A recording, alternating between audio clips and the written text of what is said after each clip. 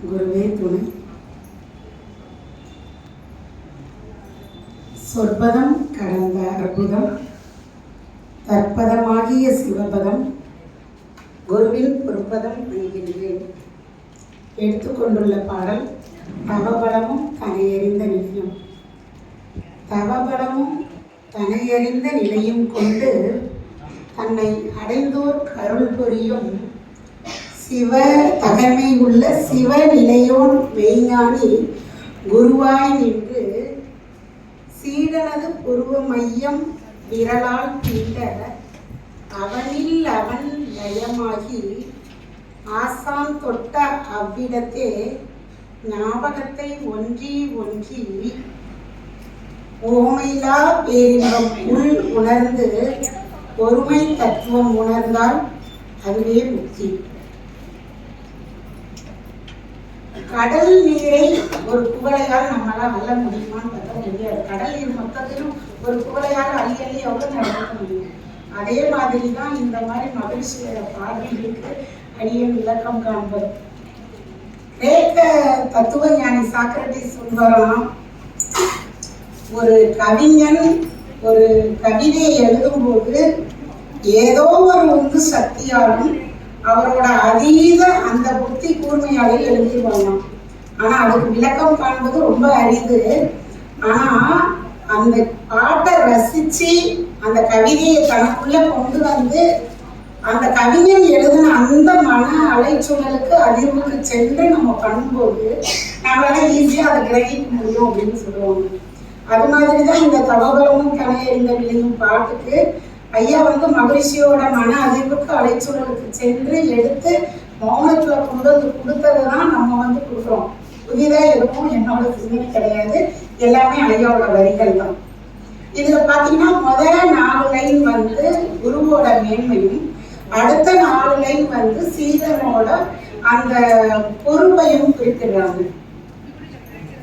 உலகில கோடிக்கணக்கான ஜீவர்கள் ஆன்மாவை அறிய துடித்தாலும் ஆன்மா எவன் ஒருவனை வரிக்கிறதோ அவன்தான் பிரம்ம வரிஷ்டன் ஆகிறான் என்கிறது உபனிஷத்துக்கு.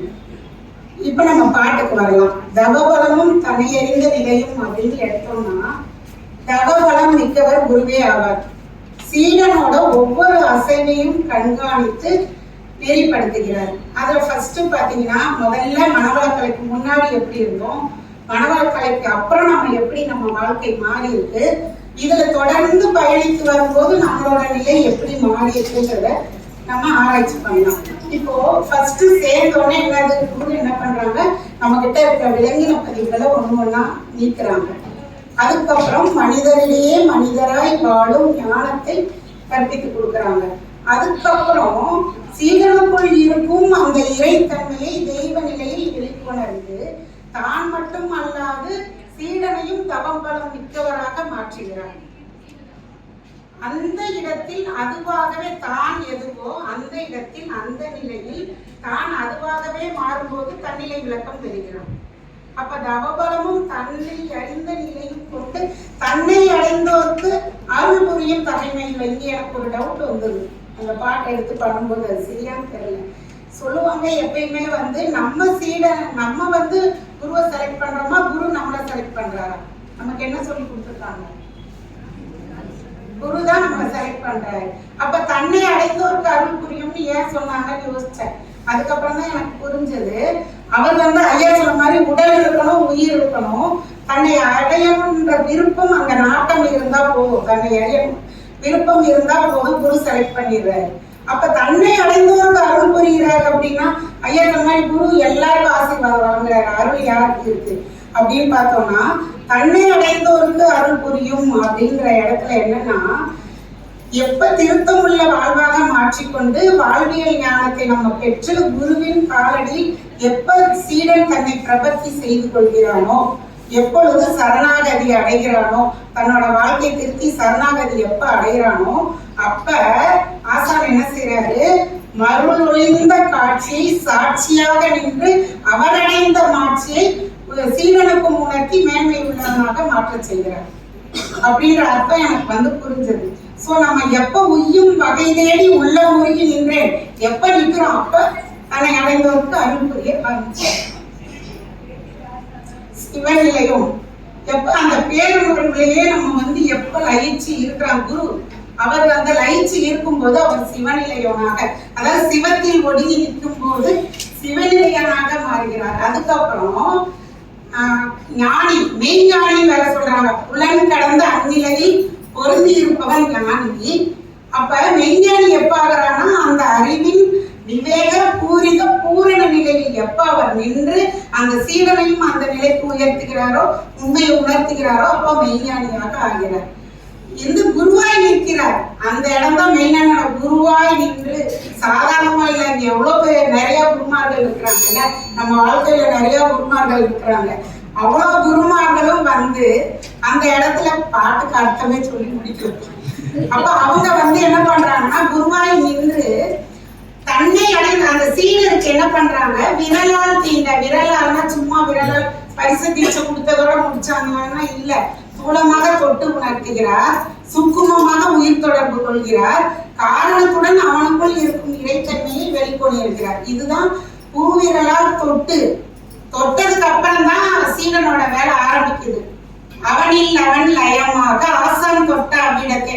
அவனில் அவன் லயமாகிறதும் சீடனோட வேலையா இல்ல, சொல்றாங்க சீடனோட பொறுப்புன்னு. ஆனா அந்த அவனை அறிந்து அவர் இருக்காருல்ல அந்த குரு மெய்ஞானி சிவனியன், அவரோட அருள் இல்லாம அவன் அருளாலே அவன் தான் வணங்கிடுவாங்க. அப்ப அந்த குருவோட அருள் இல்லாம அவர் எங்க லயமானாரோ அந்த இடத்துக்கு இவர் பிடிச்சி இருக்கிறார், இழுத்து கொண்டு புஷ் பண்ணி தள்ளி அங்க விடுறாங்க. அப்ப அவனில் அவன் லயமாகி ஆசான் தொட்ட அவ்விடத்தை ஞாபகமாய் ஒன்றி ஒன்றி எப்ப பார்த்தாலும் அந்த நினைவிலேயே இருக்கிறது, அந்த ஒன்றின நிலையிலேயே இருக்கிறது.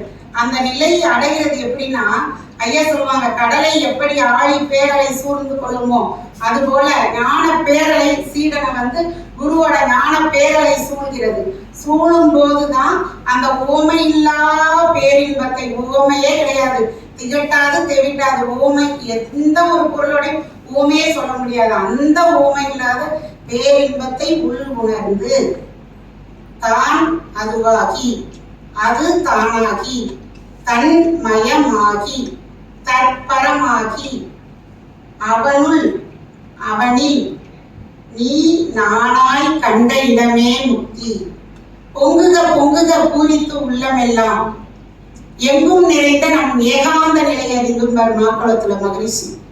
அப்ப நம்ம பொங்கி அந்த ஏகாந்த நிலைன்றதான் இங்க சொல்ற அந்த ஒருமை தத்துவம்.